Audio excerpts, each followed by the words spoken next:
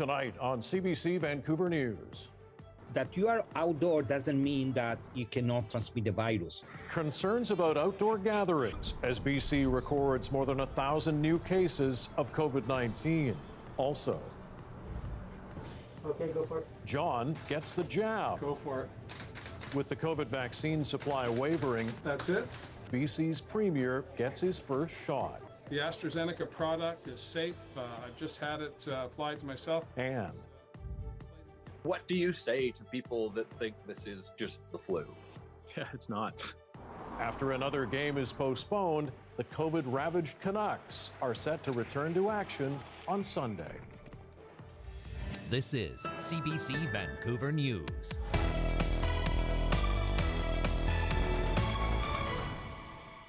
Good evening and thanks for joining us. And as we head into a sunny, warm weekend, there are concerns tonight about people gathering outdoors. With 1,000 plus new COVID cases today, health officials are reminding us this virus can still be transmitted when you're outside. John Hernandez now on what you need to know about staying safe. It's just a few hours before the work week ends, and Kitsilano Beach is already starting to fill up. For some of the groups here, COVID-19 doesn't seem like much to stress about. No, it feels like everyone's keeping their distance and maintaining the rules. Oh, right now the wind's pushing this way, so I'm like in the far back and everyone else is going to get it. But cases are mounting in BC, including more transmissible variants of concern. For retired nurse Romy Sutton, the site on the sands is a sign that health officials aren't getting through to younger crowds. Bonnie told us yesterday, outdoor gathering with family only, and I look at the beach and I think there are people that are together that are probably beyond those numbers. Despite health measures allowing for up to 10 people to gather outdoors, the province is actively discouraging it. Even if we can see people outside our household, we shouldn't right now. That you are outdoor doesn't mean that you cannot transmit the virus. The transmission can happen at any time. This health expert says even though the risk is low outside, many people's behavior can simply make them more vulnerable. The problem is that how far away you are from the people that you are talking or interacting. And as long as you keep the 2 meters and you use the mask, that probably is not going to happen. With warm weather expected to last through the weekend, municipal crews will be out in parks and beaches to ensure people are following the rules. Campgrounds have also pledged to do their part. We have a code of conduct whereby we're only allowing people that come camping to be in a bubble, a household bubble, 6 or less people on a site. When it comes to variants of concern, health experts say there's little data on how transmissible they are outdoors. The number of future cases will tell that story, letting us know just how effective the rules have been. John Hernandez, CBC News, Vancouver. To the latest numbers now, and 6 more people have died from COVID-19 in BC, as the province records more than 1,000 new cases today. The number of patients in hospital is still creeping up, now at 425, 127 of those in intensive care. On a positive note tonight, 46,000 people were vaccinated yesterday. That's a new record high. And the province is now booking shots for people aged 63 or older or born in 1958 or earlier. Even with those concerning COVID-19 case numbers in BC and the urging of healthcare professionals, our provincial government has been reluctant to make any changes to the current restrictions. For a closer look at that tonight, we're joined by the CBC's Justin McElroy. So, Justin, why is the government sticking to the plan, staying the course? Well, Mike, it's because they fundamentally believe that the restrictions put in nearly 3 weeks ago will be enough to stem the tide. Now, we heard Health Minister Adrian Dix on CBC Radio this morning talking about how they will be considering possibly some travel restrictions, but the sort of lockdown that we saw announced in Ontario today, closing schools, seems off the table. And it's because they believe that the restrictions are going to work. They say they're looking at the 3 metrics of case counts, hospitalizations, and deaths. And unless we see a giant surge in any of those in the weeks ahead, they think that the status quo that they put in place will be enough to stem the tide. Okay, so what are the numbers showing? Well, deaths have increased by about double over the last month, and so have cases. But case counts actually plateaued this week over the past 3 days, and that's in line with what you would expect if the restrictions put in over 2 weeks ago were starting to have an effect.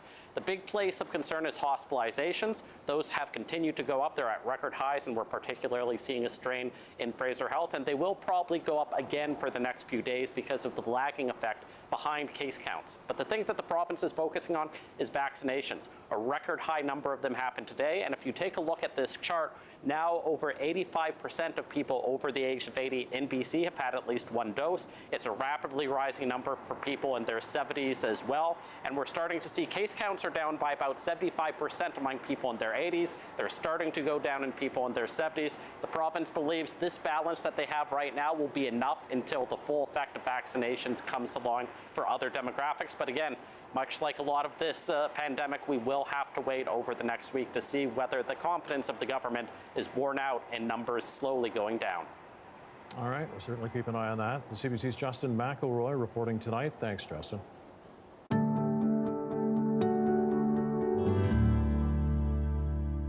Excited, happy, relieved, all of the above.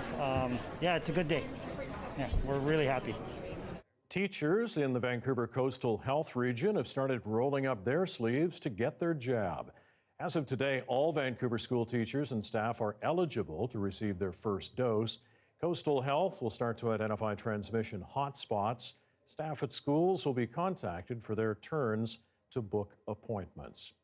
Well, despite other hiccups, provinces do have a good supply of the AstraZeneca vaccine, but the demand just isn't there because of concerns about very rare blood clots linked to that vaccine.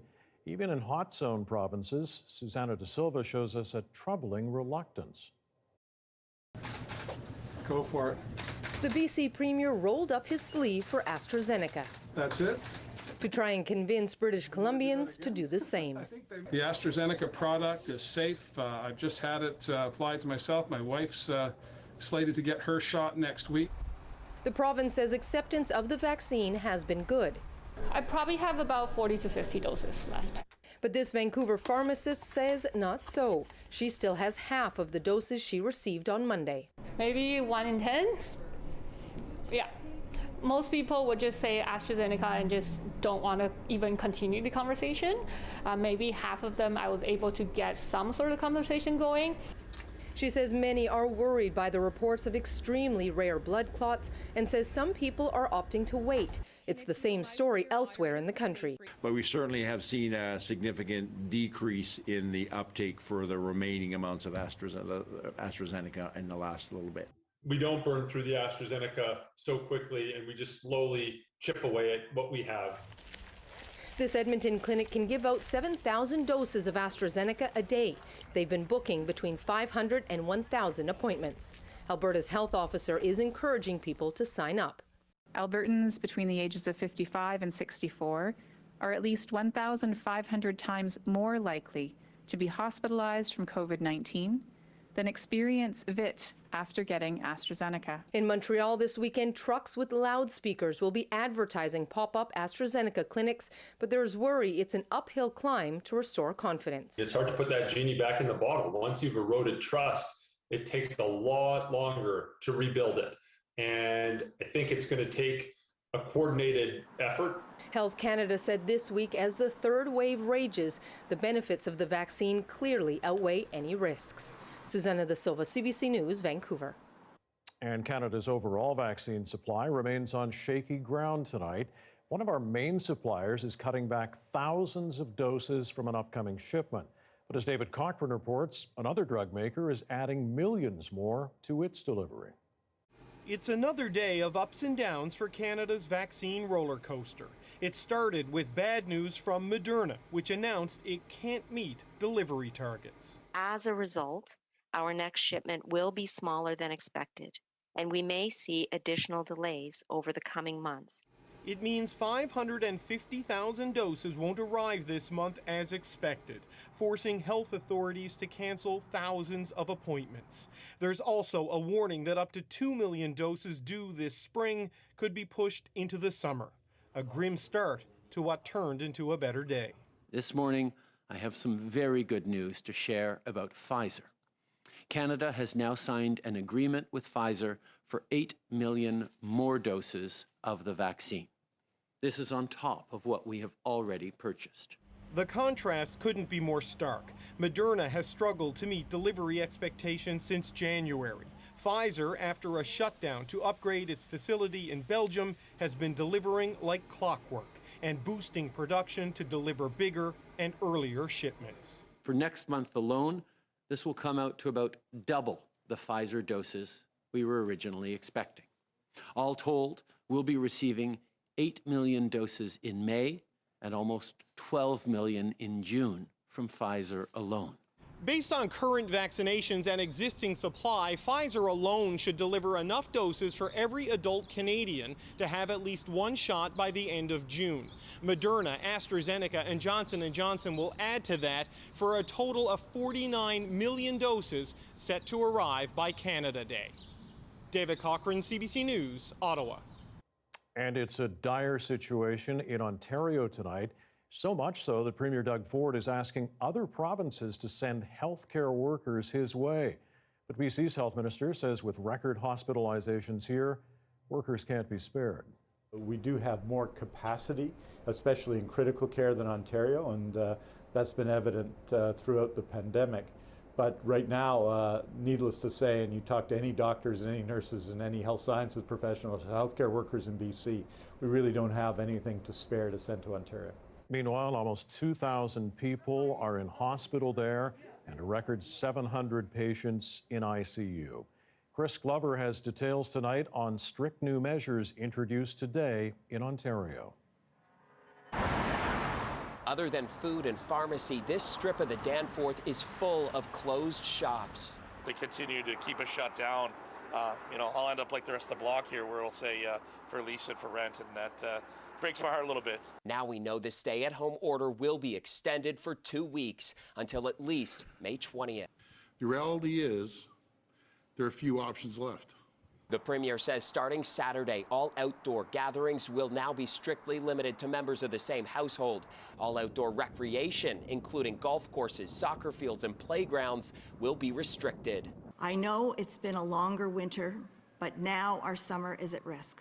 That unless further actions are taken, case rates will continue to rise, pushing our hospitals to the brink.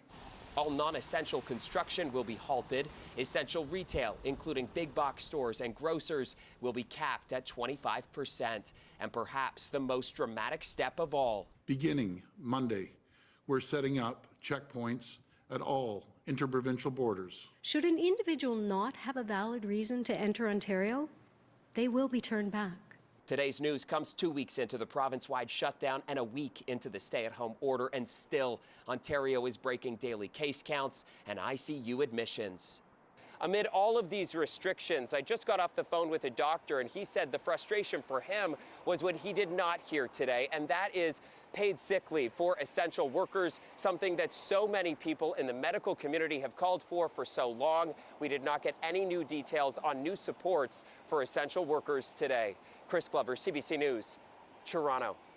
The rise in hospitalizations and patients in intensive care here in BC is also worrying to healthcare workers. One ICU doctor saying the system is more stressed than it's ever been. Numbers have shot up quite precipitously right now. The ICUs are filling up.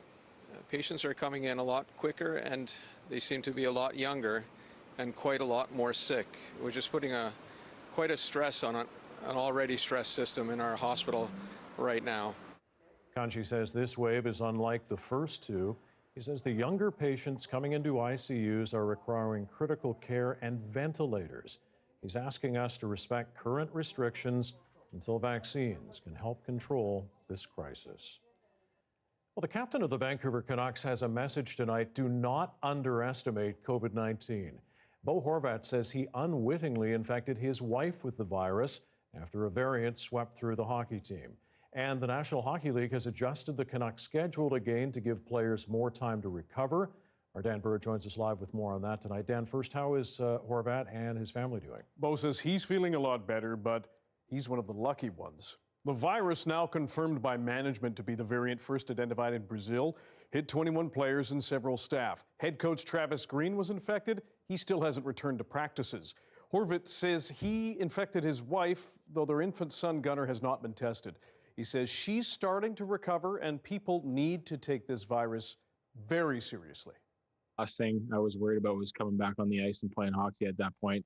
You know, for me, it was just trying to be a supportive husband, a dad, and looking after my family. It was tough to know that, you know, my family got it from me. What do you say to people that think this is just the flu? Yeah, it's not. No, again, I've had the flu before, and a lot of people have on this team, and it doesn't hit you like a normal flu does. I'm just being. The Canucks were supposed to play Edmonton tonight in their first game since late March, Mike, but forward JT Miller questioned the wisdom of forcing games when so many on the team were still recovering. Horvat says Miller spoke for the players and he thinks more of them will be ready to go on Sunday when they are scheduled to take on the Leafs. Horvat notes no Canucks have been vaccinated yet. Unlike most of the players on American teams and their families, Coastal Health tells us the Canucks don't qualify for accelerated vaccinations to target workplace outbreaks because employees are not essential workers. Mike. All right, Dan, thanks very much. Dan Burrett with us live tonight. Vancouver police are asking for help trying to find the people who fatally shot a man in Kitsilano. On this day 2 years ago, at the intersection of Burrard and 4th Avenue, Manoj Kumar was targeted, shot inside a silver car parked near a restaurant. He died at the scene. According to police, Kumar had no clear ties to crime or gangs. Are looking for any witnesses to come forward. We have a photo here. This photo was taken just after the incident occurred. This is a photo of the two suspects who parked in a lane further south of 4th Avenue. They parked in a white SUV. This is them getting back into the vehicle. Anyone with information is asked to call police or Crime Stoppers. As we told you here last night, the Vancouver Aquarium has been sold to a privately owned U.S. firm. CBC News asked people how they feel about the sale. Sad that it's being owned, that now will be owned by an American company. I think people are right to be apprehensive. There's always these financial constraints. You have to have money to run a facility like that and take care of the animals and all these things. So I get that. But it's unfortunate, I think, that a Canadian operator couldn't step forward. I think it's just a reality of the times.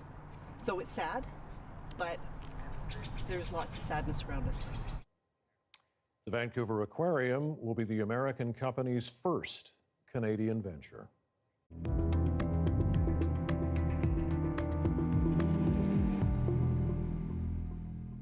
BC and especially the South Coast are in a stretch of warm, beautiful weather now. A warmer than typical April, but as Joel Ballard reports, that also comes with some risks. The sun is out. That's the best feeling. And so are Vancouverites.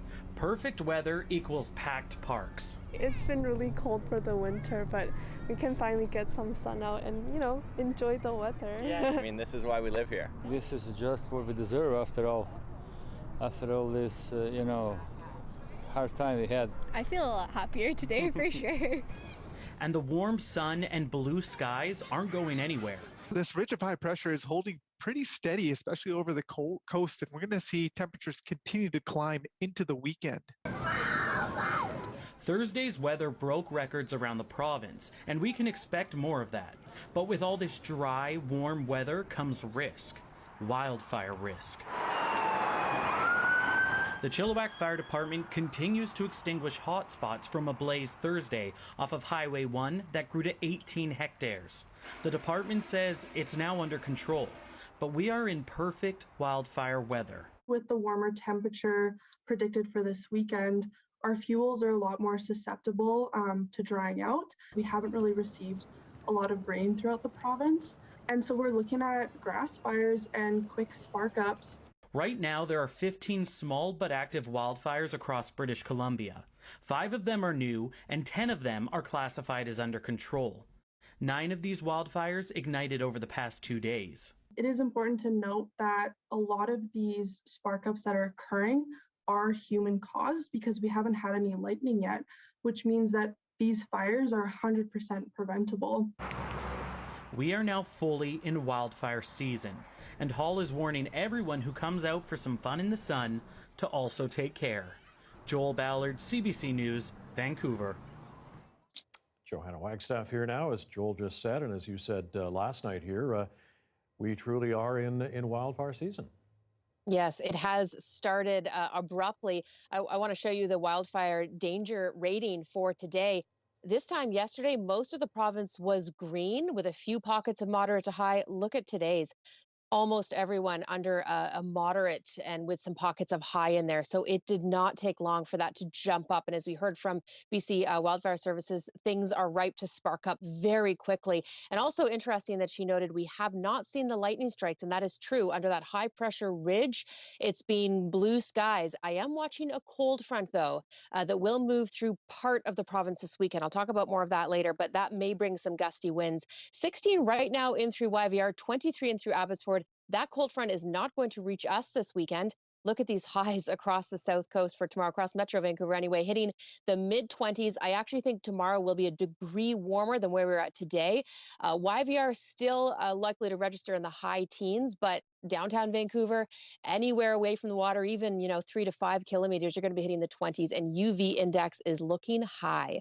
Speaking of high, that high pressure system is holding strong through the weekend. I mentioned that cold front. It's going to actually be sliding down from Alberta as we hit Sunday. So I'll talk more about who's going to get the snow from that cold front and who will stay in the mid-20 temperatures. It's going to be quite the contrast across the province by early next week, Mike. Boy, oh boy. I'm telling you, Joe, the shorts are coming out. A warning to all low-flying aircraft tonight. Wow. You've been warned. Thanks, Joe. We'll talk to you again in a bit. And all of this beautiful weather might be inspiring you to get out in your garden this weekend. Coming up later in our newscast, expert gardener Brian Minter is back with us live to answer your plant, garden, flower-related questions. You can email us right now at bcasks@cbc.ca or give us a phone call. Yes, a phone call, 604-662-6801. A reminder, keep those questions brief, especially if you're on the phone, so we can try to get Brian to answer as many as possible tonight. If you're watching us online on Facebook or YouTube, you can just leave your questions in the comments section. And a reminder, you can also watch this newscast live on the free CBC Gem app. CBC Vancouver is also on Facebook, YouTube, and Instagram.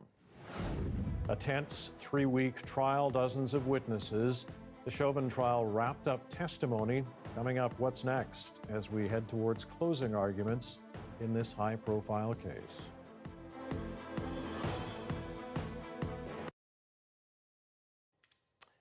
.22 Friday night. Thanks for staying with us during our commercial-free live stream tonight. Well, behind all the COVID-19 numbers are lives disrupted and those cut short. One doctor decided to go above and beyond her already exhausting task of working on the front lines.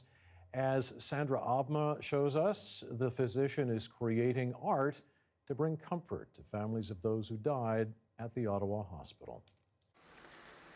With tiny, meticulous brushstrokes and attention to the smallest detail, Dr. Marissa Azad wields her stylus to create colorful digital paintings. That's when she's not on call at the Ottawa hospital, where she's been training as a specialist in infectious diseases for the past 2 years. Azad started working on her first painting for a grieving family when she was a resident working the night shift and a critically ill patient died in the ICU. I went home in my, post-call stupor, and I sat down and I just started painting. And I thought, I want to create something that celebrates this young man's life. Drawing on memories and stories shared with her by the grieving family, Azad created a symbolic work where each element has a personal significance. Then she gave it to his mother. I see it every morning when I get up. Deb Springle is a member of the Mohawk Nation Wolf Clan. She says Dr. Azad made sure to incorporate indigenous symbols like the purple-throated hummingbird into the painting about her son, Chris. What it gives me is that Chris is still here. He may not be here physically, but spiritual. So far, Azad has presented 10 paintings to grieving families. And multiple families that I've gifted paintings to over the years have said the same thing. They said, you know, just having you talk with us and being able to share stories about our loved one with you really helped us to navigate the grieving process. Azad's work hasn't gone unnoticed by her colleagues at the Ottawa Hospital. She's been commissioned to do a work about the pandemic and the isolation and loneliness it's brought upon hospital patients. Sensory deprivation that patients have felt and are feeling when they cannot see their loved ones and cannot touch their loved ones. This is a very painful experience. The completed work will hang in the brand new Ottawa Hospital when it's finished construction. Sandra Abma, CBC News, Ottawa. Very nice. All right. Back in just a couple of seconds, a lot more news from across the country and around the world. The latest on the Derrick Chauvin trial in the U.S. is next. Right now, though, on this Friday night, a gorgeous live shot at 6:25 across to the North Shore.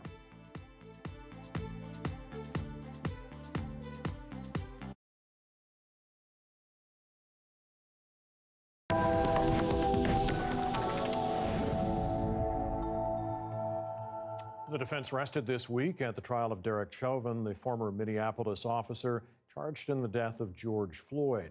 Next week, jurors will deliberate whether Chauvin murdered Floyd. Susan Ormiston looks tonight at the arguments presented in this case. In just a few words, I will invoke my Fifth Amendment privilege today. Derrick Chauvin confirmed he wouldn't testify and the evidence wrapped.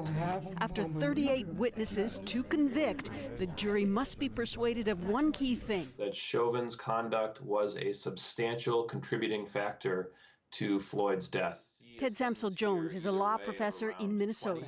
I think the prosecution built a very strong case from the beginning. First part was having the eyewitnesses testify, which was, of course, very powerful. Please don't shoot me, please, man. It was always going to be about the videos, played over and over in court, stirring up painful emotion. Oh, my. Those who witnessed Floyd's death told jurors they still suffer, like the teenager who took that viral video. It's been nights. I stayed up, apologizing to George Floyd for not doing more. Prosecutors set out to prove Chauvin used excessive force outside his training, and his boss, the police chief, concurred. Once Mr. Floyd had stopped resisting, and certainly once he was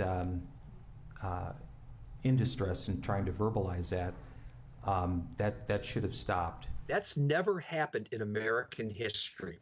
We've never seen a police chief testify against their own, one of their own. Secondly, a suite of medical experts, including a pulmonologist who testified with certainty that Floyd died from low oxygen caused by Chauvin's weight on his neck and back. With each breath, he has to try and fight against the street, and then he has to try and lift up the officer's knee with each breath. The defense strategy was to hone in on Floyd's heart disease and drug use. They were significant, or they contributed to Mr. Floyd having a sudden cardiac arrest. It's possible here that the defense is not necessarily aiming for an acquittal, but at least enough to cast doubt to get at least one juror to say, I'm not sure, I have reasonable doubt. That's all it will take. One juror to doubt, which could result in a hung jury. But Samsel-Jones thinks that won't happen. Reaching a verdict, and it's overwhelmingly likely that the jury will come back with a verdict of guilt on at least one of the two murder counts. 11 months since George Floyd was killed, the jury begins deliberations on Monday. Susan Ormiston with that report tonight. Well, another mass shooting in the U.S. At least 8 people have been shot dead, several wounded at a FedEx facility near the Indianapolis airport. What we are left with this morning is grief. Grief for the families of those killed, grief for the employees who have lost their coworkers, and grief for the many Americans struggling to understand how tragedies like this continue to occur again and again.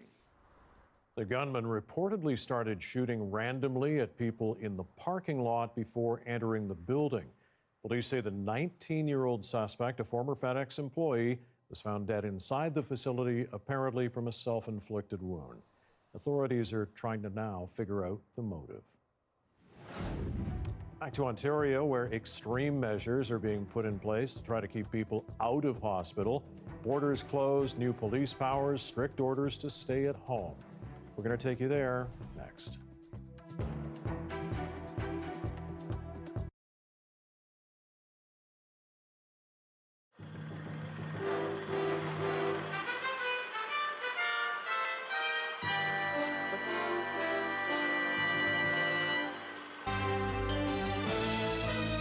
National with Peter Mansbridge.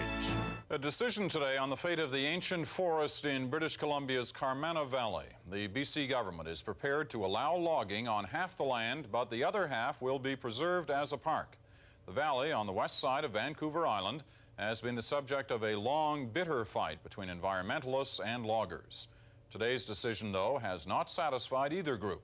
Ian Hannamansing reports.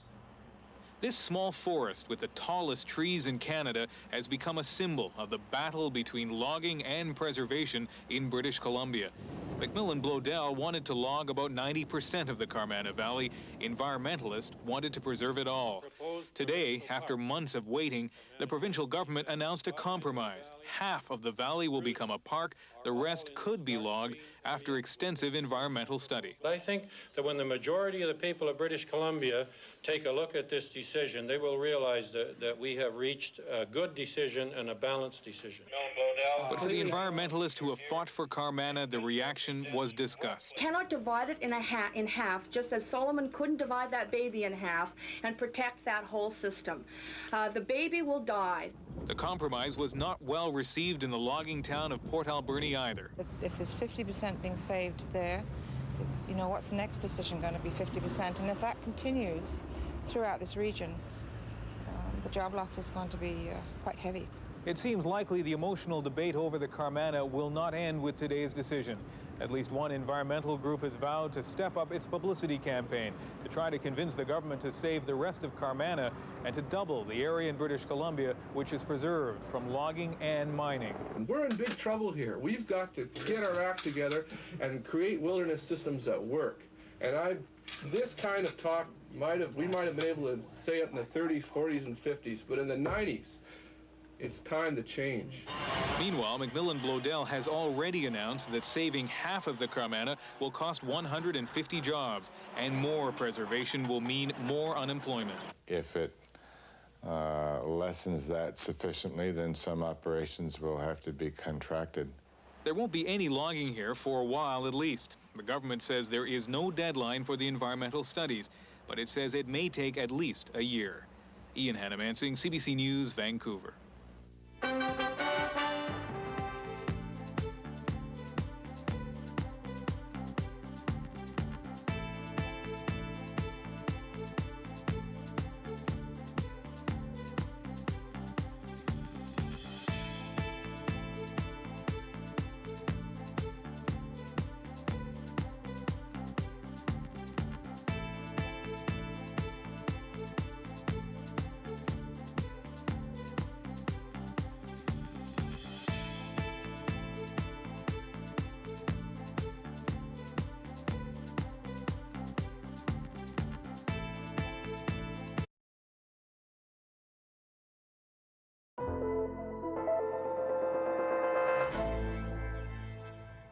The upward trend of COVID-19 cases in Ontario has never been so stark.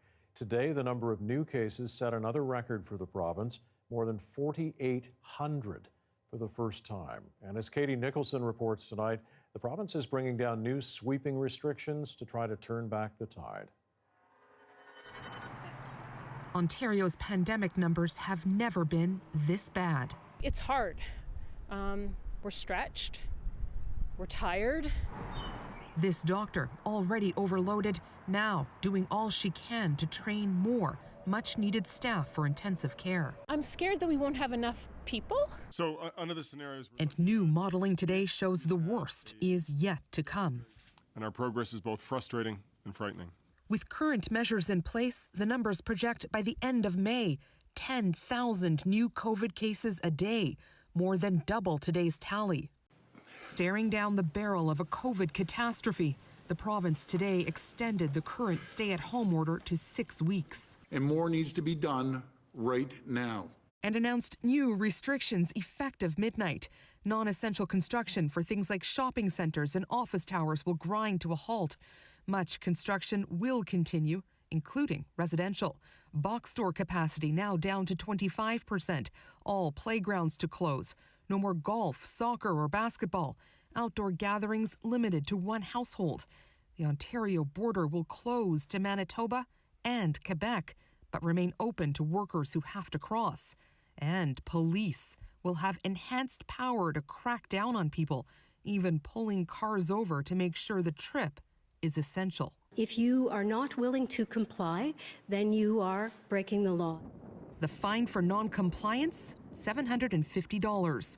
Criticism came swift and sharp from the medical community. We're implementing measures that are totally contrary to what public health is about and what the best experts are recommending we're doing. And so that unintended consequence would be, that this is going to disproportionately impact our racialized and vulnerable communities. As field hospitals and treatment tents pop up in major centers, it's an open question who will tend to the patients in all those extra beds. Ontario has asked other provinces for help staffing. The Prime Minister says Ottawa can help with lab support and contact tracing. For Ontario, we've shipped out more healthcare equipment, like oxygen units and drugs to treat COVID-19. And they're ready to pitch in with more resources, including Red Cross teams to help distribute vaccines. But Ford says he doesn't need people, he needs vaccines. A Saskatchewan Indigenous leader is calling for a Saskatoon security guard to be fired. This after video surfaced of a violent altercation between him and an Indigenous customer he accuses of shoplifting. Monty Allen has the story, but first we want to warn you the video is disturbing. Somebody help! A 30-year-old Indigenous woman screams for help while bystanders plead with a security guard to let her go. Are you kidding? I don't think you have the authority to do this. It's a disturbing 9-minute video recorded by a witness in a Saskatoon grocery store parking lot Wednesday, then posted on Facebook. The guard tries to handcuff her for allegedly shoplifting. He asks people to call police. You want to turn it into assault?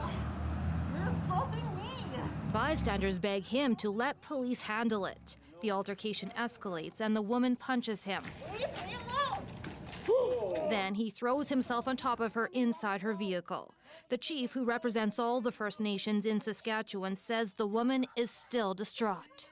What a sorry excuse of a man to assault a First Nation woman in broad daylight over the fact that he thought she was shoplifting. Now, whether she was or not, he had no right to do that. The supermarket Freshco is a franchise of Sobeys, and it contracts another company to do security. The franchise owner, Chris Fowler, posted on Facebook, "I'm beyond shocked and horrified. As Métis owner and a father of 2 daughters, this should have not happened ever." In a statement, Sobeys said it has terminated the security company. The behavior shown on April 14th outside our store is not tolerated or a representation of our values.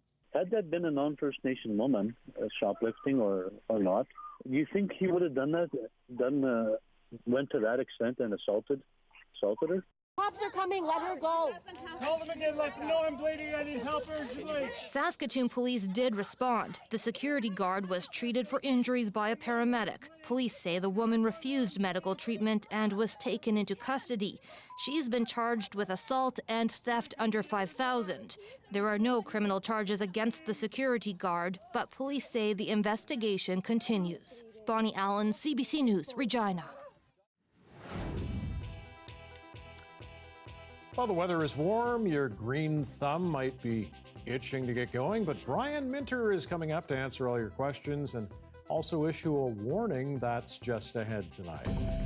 And at 21 minutes in front of 7 o'clock Friday night, a live look across to the North Shore Mountains from downtown Vancouver. Another gorgeous evening on the South Coast. The weekend is here, and it's looking spectacular. Johanna has details next.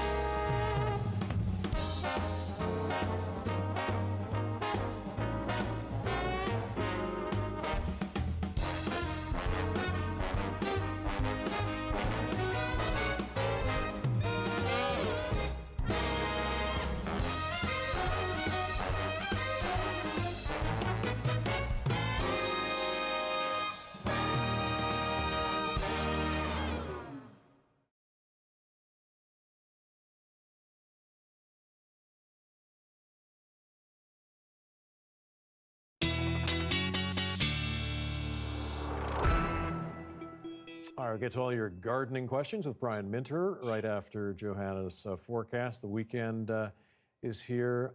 Boy, oh boy, it's setting up to be a good one. It's setting up to be a great one. Yes, get all your summer activities planned, and I will be staying tuned for gardening tips.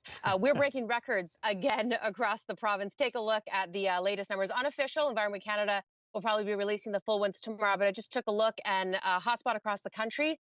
Wow, Pemberton, 27.6.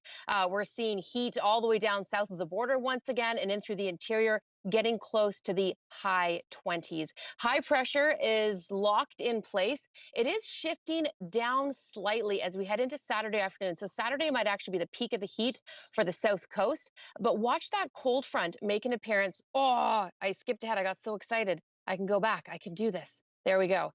Cold front coming down from Alberta. This is going to bring a drop in temperatures to the peace as we head into Saturday overnight. Some possible morning flurries in Prince George Sunday morning, and you can see it skip through the Kootenays on the eastern Rockies, but even a chance of some showers Saturday night in through the southern interior, places like Kelowna, before that high pressure rebuilds for Sunday. So it's a fast moving cold front, but it is clipping a little farther west. So places like Williams Lake, Fort St. John, quite a dramatic drop for your Sunday. Everyone else, sunscreen in hand for Sunday through Monday and beyond. Look at these temperatures as I take you through Saturday into Sunday. Notice Cranbrook dropping a good 10 degrees with that cold front. Meanwhile, the south coast staying summer-like indeed.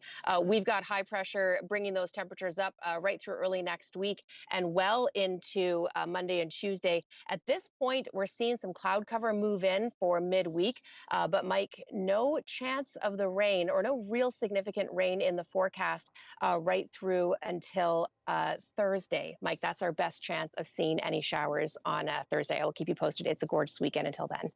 Okay, well, we won't look forward to that, the chance, that is, of showers, but this looks fantastic. All right, Joe, thanks very much.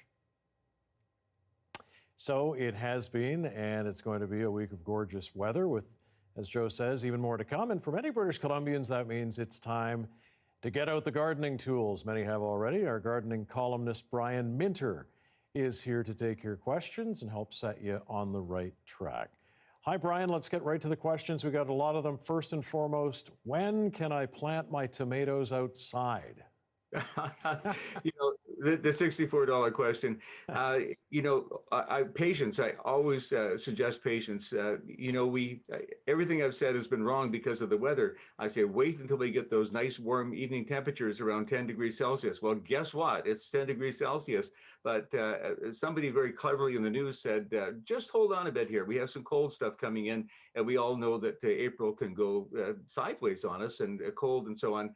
So anything that's cool and tough and resilient, all of the things you want to put in your garden, like, the wonderful planting tomatoes right now and getting your giant onions going and so many other plants that you want to put in, great time to do that. They'll tolerate the cold, but for our peppers and tomatoes and cucumbers, all the things, and there's kind of a surreal demand for that right now. Hold off, please, Mike. We just have to wait a little bit longer, and for all the wonderful color as well. And patients have no business being outside right now in spite of the weather. Tough things like these beautiful, petunias, they can go out right now. And wonderful snapdragons for color are amazing as well. And osteospermums, which you see out there, those are the tough, resilient plants that are really will give us the color we need and take the rain and the cold weather that we're probably still going to get. So, Mike, best guess, usual long weekend in May, best time for tomatoes. We'll wait till then for that. Okay, Brian, thank you. We appreciate it. This is also the time, as you'll recall, when I don't know how to pronounce anything. But here's the question from Sue. How often should a ceanothus be pruned? C-E-A-N-O, okay. I cut mine back last summer and again in early fall. It bloomed twice, grown out of control over the winter. When can I prune it again? That's a brilliant question because ceanothus, often called the California lilac, and what a pollinator attractor, what a great thing. So let it put out its first set of blooms, and they do massively. They bloom for quite a while. Then they'll quietly fade and go down a bit, and then they'll start over again. If you want to keep the plant contained, a little bit of subtle pruning, I would say after the first flowering, just to get the plant back in shape. It'll allow new buds to come out, so it'll bloom again in that second and wonderful long period. So after blooming is the best I can give you in terms of when to prune, but not now because the buds are all forming. Okay, Denise has called in to ask. I have lovely primroses on a balcony that have just slumped over and died. What can be done to save them, if anything? Yeah, they will come back. They don't like the heat, obviously. And so get them out of the sun, put them in a shady spot. You'll be surprised how they recover. The biggest mistake we make, though, with a lot of these plants that they wilt down, we think that, oh, they're dry, so I'm watering them, when in fact it's the heat that's a problem. So essentially just keep them moist, move them to a more shaded location wherever you can, and slowly but surely they'll bounce back up. But too much water is the enemy here, so be really careful on the watering with them. And I guarantee if you put them out in the garden, if you have one, they will come back next year. Okay, Kimberly wants to know, how can I prune climbing roses?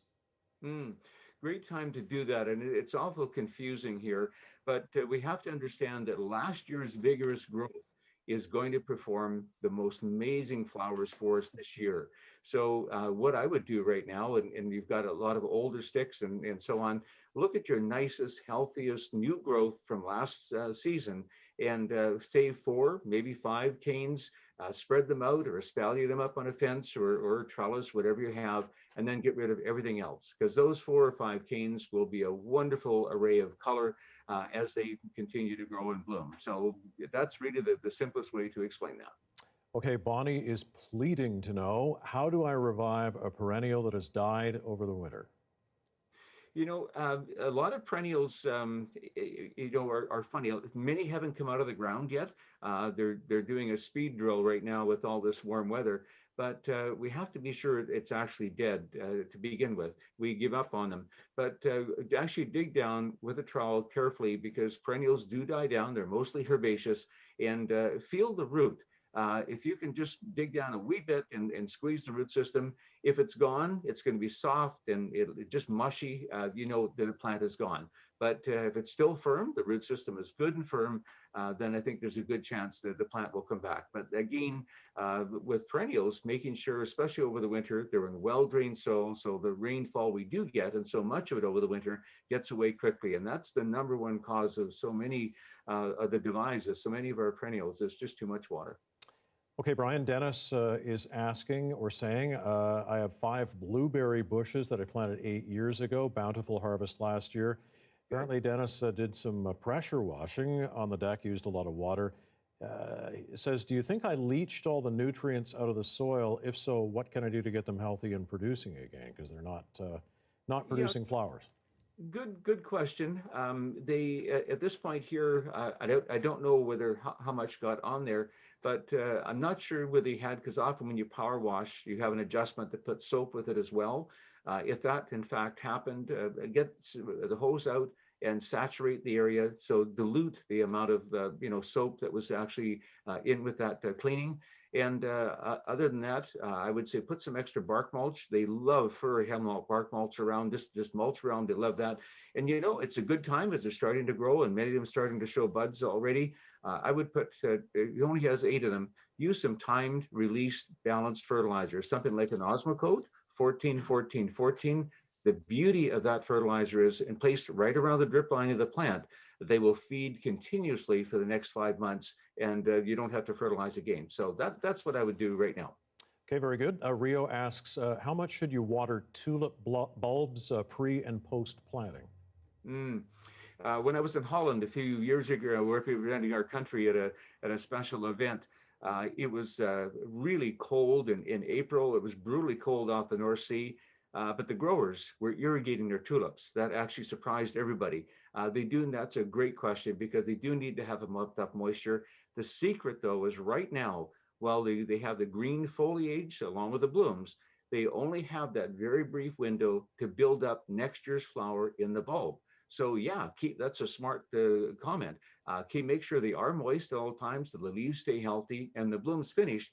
The plant isn't finished. It really has to go through a cycle. So probably another 2 or 3 weeks, just keep it moist. And if you have a quick liquid feed, even something well balanced, like I love More Bloom 0-10-10. It's an organic fertilizer, but boy, that'll build up very quickly. The food from those leaves into the root, and that's really what we want to do. So that's a really brilliant question. Brian, as always, thanks very much for doing this. Great answers, a lot of good questions tonight. We will be talking to you once again in the coming months. Brian, thanks again. Appreciate that. Thank you, Mike. Well, 4-legged therapists, like everything else in the age of COVID, have moved online. So how does it work? I'm going to introduce you to Pig, the online therapy dog, next.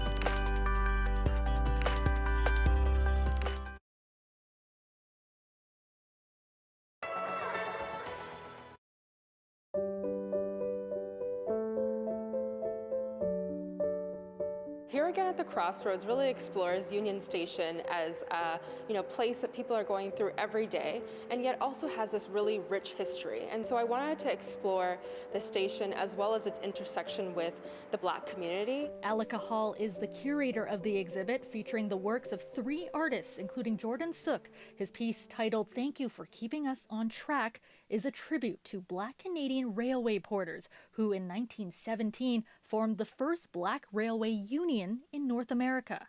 It's a 15-foot tall sculpture comprised of roughly 2,200 to 2,300 hats. Each hat has been individually textured, sprayed, and painted to give a coal-like or gravel-like appearance.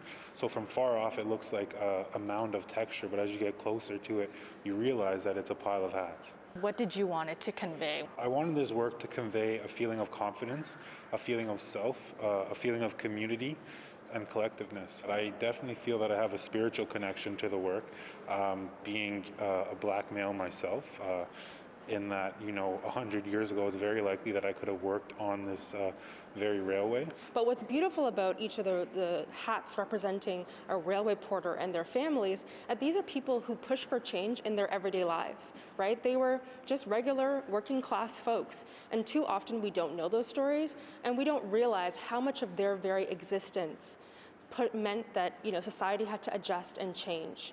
And so that's what I see as really beautiful. Also on display, 3 10-foot pieces of photography by Brooklyn-based photographer Andre Wagner, depicting the realities of being Black in America. I selected him because he has such a stunning eye of capturing vulnerability. There's so much emotion and nuance in his photographs. Finally, there is a poem by Afro-Indigenous poet Jada Marley, displayed on large posters entitled "A Ticket to the Revolution." For generations we have been traveling. Now it is time to get home. For generations, we have been building a society never meant for us this time. We are choosing the places that we will go. We commissioned her to do a piece that speaks to the ways in which Black communities tend to build up cities that they're never really a part of. Her poem speaks to that displacement, of feeling like you live in a city, you're part of a diaspora already, so you don't quite feel like you belong. But what's beautiful about her piece is she also speaks to the future, and points to the need for Black people to have that independence and liberation, to be able to construct a future for their own. I think what you're seeing within the 3 works is a past, present, and a future. I'm just really honored to be able to excavate these stories of our community and present them in such a bold and I think new way.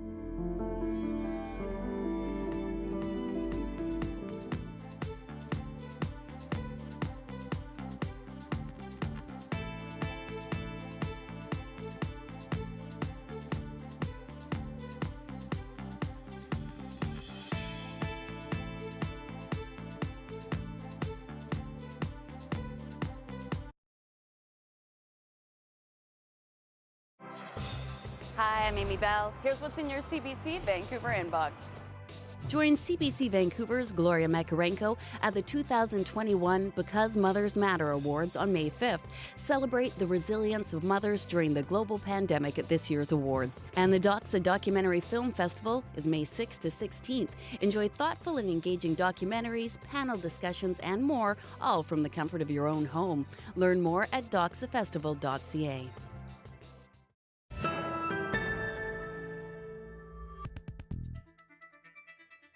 The pandemic has had an effect on many people's mental health, particularly with the surge of this 3rd wave. But therapy dogs can help relieve stress and anxiety, but in-person visits are on pause under current restrictions. Yes, that's not, though, stopping one group who's found a way to connect with clients virtually. Take a look.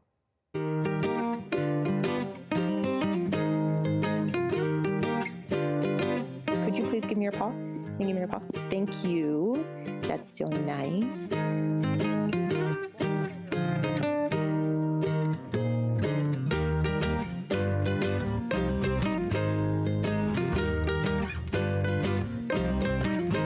I think that the dogs, especially virtually, are going to give us a light and a chance to spread just a little bit more of joy and to talk about maybe something else for a little bit. Can you come sit up here? All the way. Can you please come up all the way? Try harder. That's something. Sit down.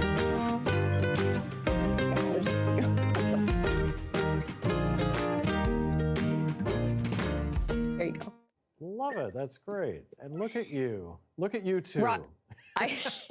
Rodney really wanted to see this piece. All he asked for is about 8,000 treats, but he really enjoyed that. I was going to say, yes, good boy, Rodney. Does he okay in the heat? I mean, it's not really super hot, but you know. He's seeking the shade these days. But I got to say, I mean, he has just been amazing. You know, as a fellow dog lover, having him around as treat loving as he is and barking during the live hits. I mean, I'm so glad I have him right now. It's what we love. It's what we love. Fantastic. Yep. All right. Yep. You guys good boy, Rodney. You guys have a good weekend. Thanks, Rodney. You too. Thanks, Joe. And thank you for watching tonight. Dan is here at 11 after the National. Have a fantastic weekend. Stay safe.